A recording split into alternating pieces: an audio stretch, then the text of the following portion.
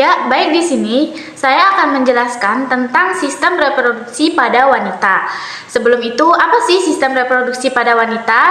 Nah, sistem reproduksi pada wanita yaitu sistem biologis yang terdiri dari organ dan jaringan yang digunakan untuk berkembang biak pada wanita.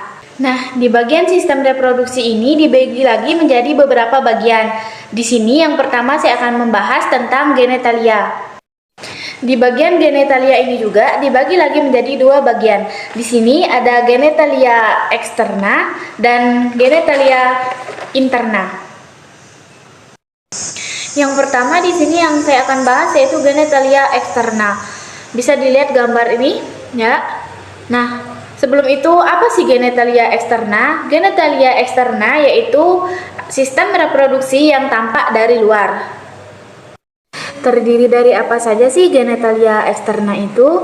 Nah, di sini kalian bisa lihat yang pertama yaitu ada mons pubis. Nah, di sini ada klitoris dan di sini ada uretra dan di sini ada vagina dan di samping sini ada hymen dan yang ini ada labia mayora dan ini ada labia minora dan yang terakhir di sini ada anus. Di genitalia eksterna juga terdapat dua kelenjar, yaitu kelenjar Bartholin dan kelenjar Skin. Di mana sih letak kelenjar itu? Nah, kelenjar Bartholin terletak di sisi-sisi vagina. Apa sih fungsinya? Fungsinya yaitu untuk melumasi vagina.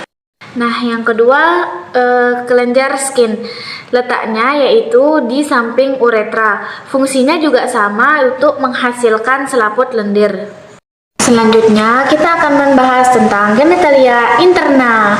Pertama-tama, apa sih genitalia interna itu? Genitalia interna adalah alat kelamin yang tidak nampak dari luar. Artinya, dia berada di dalam. Nah, terdiri dari apa saja sih genitalia interna ini? Nah, yang pertama-tama yaitu di sini ada uterus. Uterus ini bisa juga disebut dengan rahim. Di sini tempat disimpannya sel telur yang sudah dibuahi hingga menjadi janin atau siap untuk lahir.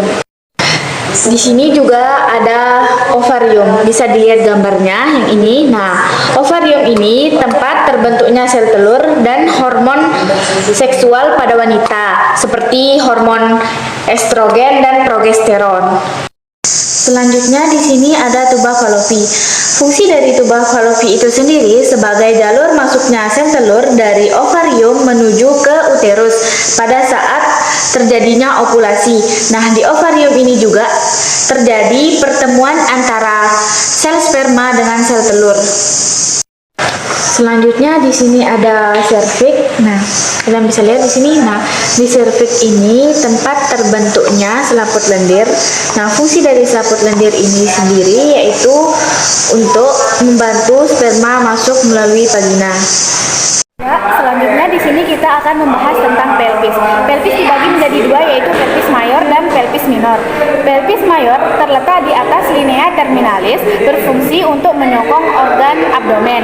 Sedangkan pelvis minor terletak di bawah linea terminalis dan berfungsi untuk menyokong organ reproduksi. Kita lanjut ke bagian-bagian panggul. Bagian-bagian panggul dibagi menjadi 4 bagian. Di sini ada 2 tulang koksai, 1 tulang sakrum, dan di bawah sini ada 1 tulang oksigis. Di sini di tulang koksai ini dibagi lagi menjadi 3 bagian. Ada ilium, isium, dan pubis. Nah, tulang ilium dibagi lagi menjadi 3 bagian. Nah, yang bagian yang menebal ini namanya crista iliaca, lalu bagian ujung sini namanya spina iliaca, dan yang di depan sini namanya spina iliaca anterior superior, dan di belakang sini namanya spina iliaca anterior inferior. Nah, di bagian sini namanya spina iliaca superior posterior, dan di bagian belakang sini namanya spina iliaca posterior inferior. Lalu kita lanjut ke bagian isium. Nah, di bagian isium ini dibagi lagi. Nah, yang ini namanya tuber isiadica, sedangkan yang berlubang ini namanya foramen obturatorium. Nah, yang ini yang ada cekungan ini namanya acetabulum. Sedangkan yang menonjol di bawah ini namanya spina ischiadica. Di bagian pubis dibagi lagi menjadi beberapa bagian. Ada di sini ada ramus superior ossis pubis, dan bagian sini ada namanya ramus inferior ossis pubis. Lalu yang ini yang membentuk segitiga ini namanya arcus pubis. Selanjutnya kita ke tulang sakrum. Nah, bagian yang menonjol ini namanya promontorium. Kalian bisa lihat di sini. Lalu yang berlubang ini kalian bisa lihat namanya foramina sacralia anterior. Lalu di bawah sini ada namanya tulang oksigis. Kalian bisa lihat di sini ini tulang oksigis terdiri dari 3 sampai 5 ruas tulang. Selanjutnya saya akan menjelaskan tentang artikulasio. Nah, di sini ada artikulasio sacroiliaca yang menghubungkan antara tulang ilium dengan tulang sakrum. Nah, selanjutnya di sini saya akan membahas tentang ligamen. Ligamen bisa kalian lihat di sini. Nah, yang pertama yaitu ada ligamentum sacroiliaca. Nah, letaknya itu di permukaan belakang sakrum ke tulang ilium. Selanjutnya ada ligamentum sacrospinosum. Jadi letaknya di tulang sakrum ke spina ischiadica. Selanjutnya ada ligamentum sacrotuberculosum. Letaknya itu di tulang sakrum ke tuber ossis ischiadica. Selanjutnya ligamentum pubicum. Letaknya itu di depan tulang koksai kanan dan kiri. Nah, selanjutnya di sini saya akan membahas tentang otot. Nah, bisa dilihat di sini gambarnya ini. Nah, jadi di otot bagian luar itu yang pertama ada namanya musculus spinator ani externum, lalu ada namanya musculus bulbocavernous. Nah, itu tuh yang melingkari vagina. Lalu ada musculus prixa transversus superficialis. Ada otot yang melingkari vagina bagian tengah dan anus. Yang pertama ada musculus iliacoccygeus, lalu ada musculus ischiacoccygeus, lalu ada musculus trinea transversus profundus, dan yang terakhir ada musculus coccygeus. Selanjutnya di sini saya akan membahas tentang bentuk-bentuk panggul. Bentuk-bentuk panggul ini terbagi menjadi 4. Yang pertama yaitu panggul glikoid, dan yang kedua di sini panggul enteroid, dan yang ketiga di sini panggul antropoid, dan yang terakhir di sini ada panggul platiploid. Jadi yang pertama saya akan membahas tentang bentuk panggul glikoid. Bentuk panggul ini hampir seperti lingkaran, dan bentuk panggul seperti inilah yang banyak ditemukan, dan 41% wanita memiliki bentuk panggul seperti ini. Nah, bisa dilihat ini gambarnya, ini bentuk panggul glikoid. Nah, di bentuk panggul ini, spina ischiadicanya itu tumpul dan tidak menonjol, serta arcus pubisnya membulat. Nih, bisa dilihat ini membulat. Jadi, yang kedua, saya akan membahas tentang panggul enteroid.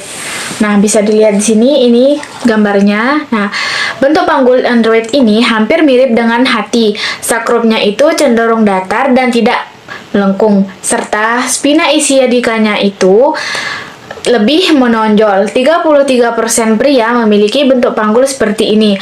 Kalau di para wanita, bentuk panggul seperti ini dapat mempersulit jalannya persalinan. Nah, saya akan membahas bentuk panggul antropoid. Seperti gambar ini kalian bisa lihat. Nah, bentuk panggul ini hampir mirip dengan segitiga. Lalu diameter transversal terbesarnya itu berada di bagian posterior dan di dekat sakrum, dan spina ischiadicanya tidak menonjol. Nah, bentuk panggul seperti ini lebih banyak ditemukan pada laki-laki. Nah, jika pada wanita, bentuk panggul seperti ini biasanya ditemukan di wanita yang memiliki tubuh yang lebih besar. Yang terakhir, kita akan membahas tentang bentuk panggul platiploid. Nah, seperti gambar yang paling bawah ini, kalian bisa lihat. Nah, bentuk panggul platiploid ini bentuknya hampir mirip dengan oval. Lalu, diameter transversalnya itu lebih besar dari diameter anteroposterior. Terus, bentuk sakrumnya itu cenderung mendatar. Nah, bentuk panggul seperti ini jarang ditemukan, baik di wanita maupun di laki-laki. Selanjutnya, kita akan membahas tentang pemeriksaan panggul luar. Nah, bisa dilihat di sini gambarnya. Nah, ini pemeriksaan panggul luar. Nah, pertama-tama, apa sih tujuan dari pemeriksaan panggul luar ini? Jadi, tujuannya itu untuk menilai keadaan dan bentuk panggul, apakah ada kelainan atau keadaannya dapat memperhambat jalannya persalinan. Pemeriksaan panggul itu ada 4 tahap. Yang pertama ada distansia spinarum, lalu ada distansia cristarum, lalu ada conjugata externa, dan pemeriksaan lingkar pinggang. Yang pertama saya akan membahas tentang distansia spinarum. Nah, gambar yang ini. Nah, pemeriksaan distansia spinarum ini yang dilakukan pada spina iliaca superior inferior. Nah, jarak normal distansia spinarum ini adalah 23 sampai 26 cm.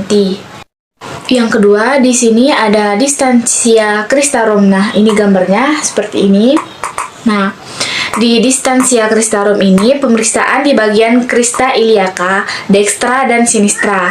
Nah, jarak normalnya itu dari distansia cristarum ini 26 sampai 29 cm. Yang selanjutnya ada conjugata externa. Nah, pemeriksaan conjugata externa ini pemeriksaannya itu dari ujung simfisis pubis dan ujung processus spinosus, ruas tulang lumbal kelima. Nah, jarak normalnya itu 18 sampai 20 cm. Terakhir ada pemeriksaan lingkar panggul.